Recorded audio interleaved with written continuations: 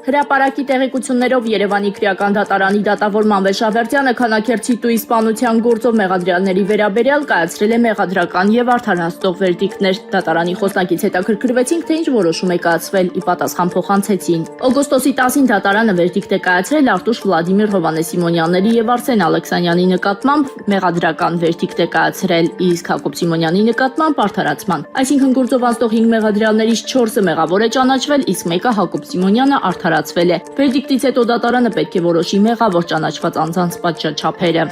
Հրապարակ թերթը գրում է. բանակում ամեն օր բարձի թողի վիճակ է։ Չնայած օրերս ինքնասպանությունների հաճախացած դեպքերի համար ժերտվատվեցին ռազմական ոստիկանության պետին, սակայն սա կարգ ու կանոն չի հաստատելու համակարգում, որովհետև ծանր վիճակ է։ Տեղեկացանք, որ օրեր առաջ Էջմիածնի քիմիկների զորամասում հայտնաբերվել է վառելիքի հետ կապված հերթական խախտումը։ Ըստ մեր տեղեկությունների բենզինով լիցքավորված մեքենաները խոդի չեն ընկելու, այդպես բացահայտվել է յուրացումը։ Ասում են նաև, որ զորամասի հրամանատար Յուրի Դանիելյանը ջերմ հարաբերություններ ունի զորամասի աշխատանքները վերահսկող Պաշտպանության նախարարության բարձրաստիճան սպա Համլետ Հարությունյանի հետ, ինչի արդյունքում էլ այդ զորամասում արձանագրված խախտումները ջրի երես դուրս չեն գալիս։ Հրապարակ թերթը գրում է. ծնունդով Արցախցի Արմեն Գրիգորյանի ազատվել անվտանգության խորհրդի քարտուղարի պաշտոնից տխուր տրամադրություններ է առաջացրել նաև արցախցիների որոշ խմբերի մոտ, որոնց ստվերային կուրատորը ծնունդով մարտունեցի Արմեն Գրիգորյանն էր, որը վաղուց է ուրացել իր ծննդավայրը։ Դրանք արցախցիների իշխանամետ խմբերն են, որոնց այս իշխանությունը երբեմն օգտագործում է ընդդեմ արցախյան իշխանությունների եւ Արցախի մասին հիշող շրջանակների։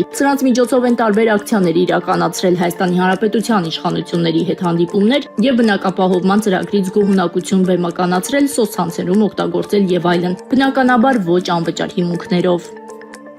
Հրապարակ թերթը գրում է, որ այսօրվա տիտղոսակիր ընդդիմությունն իր որդեգրած մարտավարությամբ էականորեն տարբերվում է նախկին ընդդիմությունից, մասնավորապես ամենամեծ ընդդիմադիր ուժեղ Հայաստանը նախորդ առաջատարից Հայաստան դաշինքից տեսանելի դարձավ հենց առաջին շաբաթվա ընթացքում։ Ուժեղ Հայաստան դաշինքի ղեկավար Նարեկ Կարապետյանը իր ոճի մեջ բարեկիրթ եւ կառուցողական դիրքերում է փորձում առայժմ մնալ եւ իր ղեկավարած ֆրակցիան էլ ռինգ չհանել, ինչը հանրության որոշ շրջանակների եւ հատկապես իշխանականների կողմից թուլության եւ կոմպրոմիսի գնալու տպավորություն է թողնում։ Սակայն վերջին օրերի միջադեպի իտոգը պարզ դարձրեց, որ նոր ընդդիմության նոր ոճը թեպետ տարբերվում է, բայց ուժեղները չեն պատրաստվում կուլ գնալ իշխանություններին եւ թույլի ու տուժածի դիրքում տեղավորվել։